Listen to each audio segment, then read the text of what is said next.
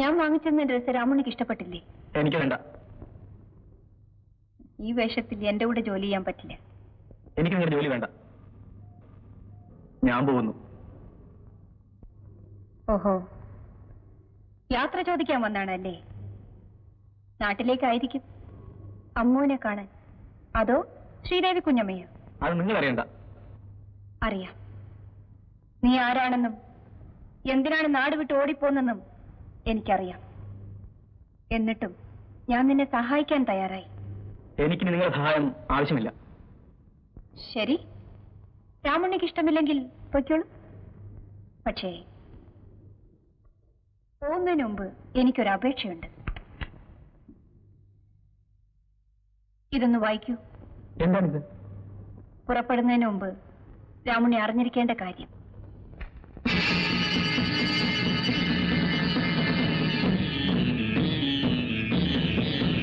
ഇല്ല, കളവാണിത്. ഇതിലെഴുതിയിരിക്കുന്ന മുഴുവൻ കളവാണ്. പച്ചക്കള്ളം. രാമുണ്ണി, ഞാനൊരു കുറ്റവും ചെയ്തിട്ടില്ല. ഒരു കുറ്റവാളിയും സ്വന്തം കുറ്റമേറ്റ് പറയില്ല. എന്നെ വിശ്വസിക്കും. അന്ന് നീ പറഞ്ഞ കഥകളൊക്കെ ഞാൻ വിശ്വസിക്കണം അല്ലേ? ജയന്തി ഇത്ര വിഡ്ഢിയാണെന്നാണോ നീ കരുതിയത്? ഇപ്പോഴെങ്കിലും സത്യം പറയൂ. ഭയപ്പെടണ്ട. നീ ചെയ്ത കുറ്റം എത്ര വലുതാണെങ്കിലും നിന്നെ രക്ഷിക്കാൻ എനിക്ക് കഴിയും. പറയൂ, ശ്രീദേവി കുഞ്ഞമ്മയാണോ നിന്നെ വീട്ടിൽ നിന്ന് ഇറക്കി വിട്ടത്? അല്ല. പിന്നെ ആരാണ്? എന്തിനാണ് നീ ഓടിപ്പോന്നത്? മുഴുവൻ എനിക്കറിയണം. പറയാം. അന്ന് അമ്മ ഒന്നിച്ച് ഞാൻ സംസാരിക്കുമ്പോൾ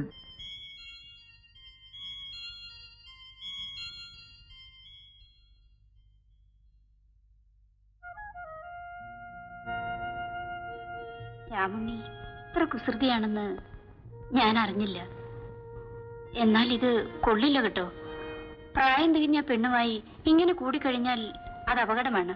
അതിന്റെ ദോഷം നിനക്കാ. മനസ്സിലായോ? ഇപ്രാവശ്യം ഞാനിത് മറച്ചു വയ്ക്കാം. ഇനി ഇത് ആവർത്തിക്കരുത്.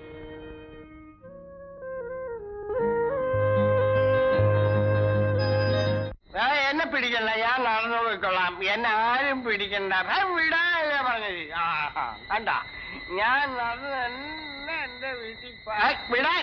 എന്നെ വിടാൻ ഞാൻ വീണു. പതുക്കെ പതുക്കെ അല്ലേ വീണു. ഇവിടെ വീഴും.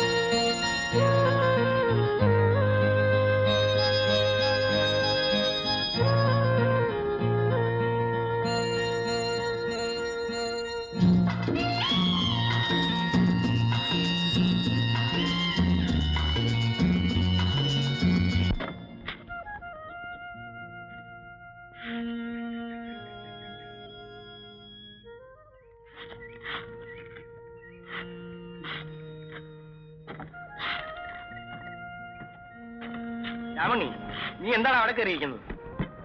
ഒന്നുമില്ല. നീ എന്താ വല്ലാതിരിക്കുന്നത്? സുഖമില്ലേ? ഇല്ല. പിന്നെ എന്തിനാ വെയിലത്തിരിക്കുന്നത്? പോയി കിടന്നോ.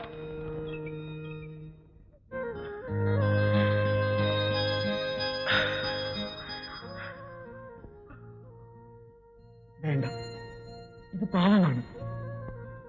അല്ല രാമണി, പാപമോക്ഷമാണ്. 12 വർഷമായി എന്റെ കല്യാണം കഴിഞ്ഞിട്ട് എന്റെ അമ്മ ഇന്നും വഴിപാട് നേരുന്നു. എന്തിനാണെന്നോ? എനിക്കൊരു കുഞ്ഞുണ്ടായി കാണാൻ. രാമുണ്ണിക്ക് എന്നെ ഇഷ്ടമല്ലേ? എനിക്ക് പേടിയാവുന്നു. പേടിക്കണ്ട, അദ്ദേഹം ഇപ്പൊ വരില്ല. വാതിൽ തുറക്കാൻ.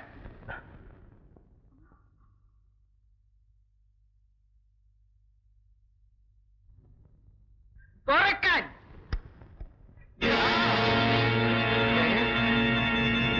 എടീ, ഇല്ല, ഞാൻ കൊന്നിട്ടില്ല. പതുക്കെ. ഈ വീട്ടിലെ ചുവരുകൾക്ക് പോലും ചെവിയുണ്ട്. ഞാൻ അവരെ കൊന്നിട്ടില്ല. അതെനിക്കറിയില്ല. പക്ഷെ പോലീസ് അന്വേഷിക്കുന്നത് നിന്നെയാണ്. ശ്രീദേവി കുഞ്ഞ് വെട്ടിക്കൊന്ന നാട് വിട്ട രാമുണ്ണിയെ വായിച്ചില്ലേ? കളവാണ്, അതിനെഴുതിയിരിക്കുന്ന കളവാണ്. സത്യമായാലും രാമുണ്ണി ഭയപ്പെടണ്ട. ഈ വീട്ടിൽ നീ എന്നും സുരക്ഷിതനായിരിക്കും. ഈ ഉടുപ്പുകൾ മാറാമോ? പുറത്തു പോയാൽ നിനക്ക് രക്ഷപ്പെടാൻ കഴിയില്ല. എന്താണ് ആലോചിക്കുന്നത്? ഒരു കൊലയല്ലേ ചെയ്തിട്ടുണ്ട്. ഞാൻ സാരമില്ല, ഇനി സൂക്ഷിച്ചാൽ മതി. ഒന്നിലധികം കൊല ചെയ്തവർ എന്നോടൊന്നിച്ച് ജോലി ചെയ്യുന്നുണ്ട്. ആ കൂട്ടത്തിൽ നീ ഇവിടെ നിന്നോളൂ. എന്ത് തീരുമാനിച്ചു? നിൽക്കാം. എങ്കിൽ നാളെ തൊട്ട് ഡ്രൈവിംഗ് പഠിച്ചോളൂ. വീരയനോട് ഞാൻ പറഞ്ഞിട്ടുണ്ട്.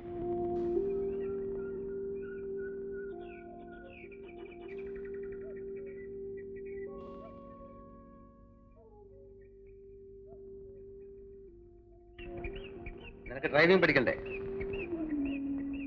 ആ, എന്നാ വാ.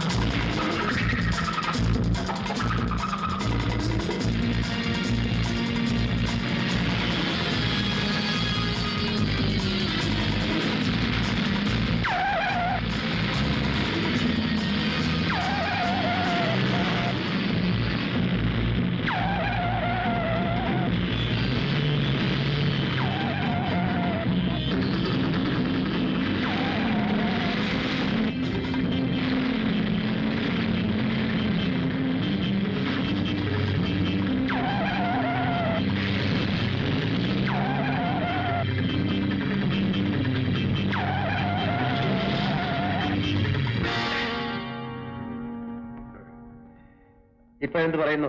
പഠിക്കാമോ? പഠിക്കാം. പിടി. ലെഫ്റ്റ് ഓടി.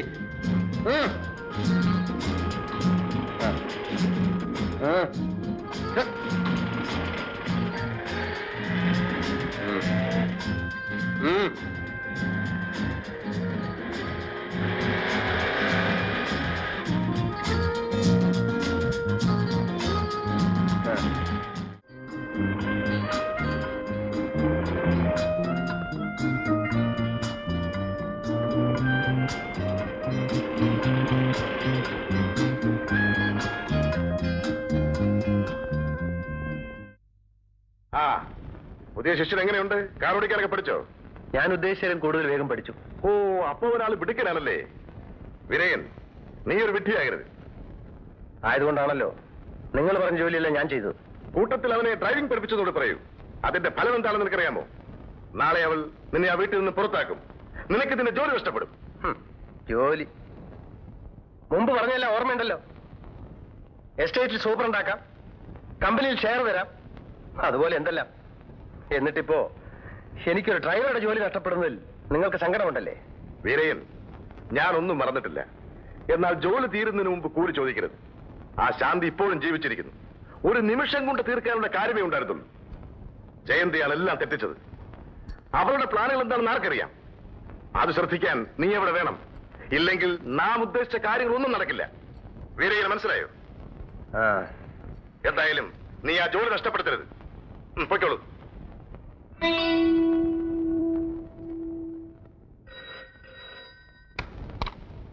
ഹലോ, മലയാളത്തിൽ സംസാരിക്കണോ? എന്തോ രാജഗോപാൽ സാറാണോ? സാറേ, ഞാൻ ആരും അറിയാതെ എന്തോ ഇവിടെ എസ്റ്റേറ്റ് പോയിരിക്കോ?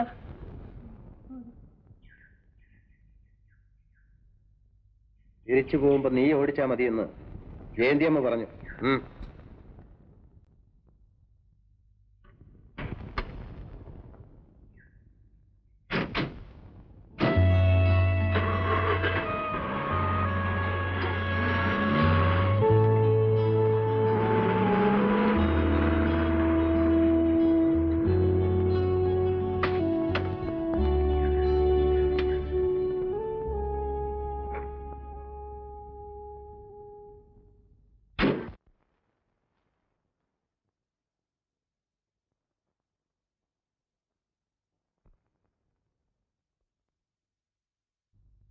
അപ്പോ ഇനി മുതൽ രാവണ്യാണ് ഇവിടുത്തെ ഡ്രൈവർ അല്ലേ? എന്താ വീരേനെ ഇഷ്ടപ്പെട്ടില്ലേ? ഗതിയമ്മേ, ഒരിക്കൽ നിങ്ങൾ ചെയ്ത പാപത്തിന്റെ കറ കഴുകിക്കളഞ്ഞ കൈയാണ്, ഓർമ്മയുണ്ടല്ലോ? വീരയൻ, ആ എന്നെ നിങ്ങൾക്കിപ്പോ വേണ്ട അല്ലേ? ഞാൻ പറയുന്നത് കേൾക്കൂ. എന്തിന്? പ്രവൃത്തി ഞാൻ കണ്ടല്ലോ.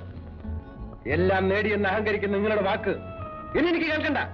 പകരം രാജഗോപാലന്റെ വാക്കുകൾ കേൾക്കും അല്ലേ? എങ്കിൽ അങ്ങോട്ട് ചെന്ന് ചോദിക്കൂ. വീരയ്യനെ ഡ്രൈവർ ജോലിയിൽ നിന്ന് മാറ്റി എസ്റ്റേറ്റിൽ ജോലി തരുന്ന കാര്യത്തിൽ ആരാ തടസ്സം നിന്നതെന്ന്? രാമുണ്ണിയെ ഡ്രൈവറായി നിയമിച്ചത് വീരയ്യനെ പിരിച്ചുവിടാനല്ല, ഈ വീട്ടിലെ മുഴുവൻ ചുമതല ഏൽപ്പിക്കാനാണ്. എന്താ വീരയ്യൻ ഇവിടെ ഉണ്ടാവില്ലേ?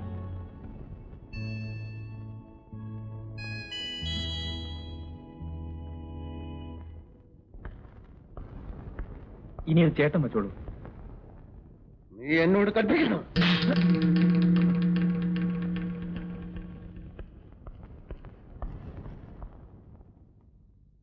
വല്ലതും പറ്റിയോ? ഇല്ല. എന്നെങ്കിലും ഒരു ദിവസം ഞാൻ അവനെ കൊല്ലും. പക്ഷെ അതിനുള്ള ആരോഗ്യം ദൈവം തന്നില്ലല്ലോ.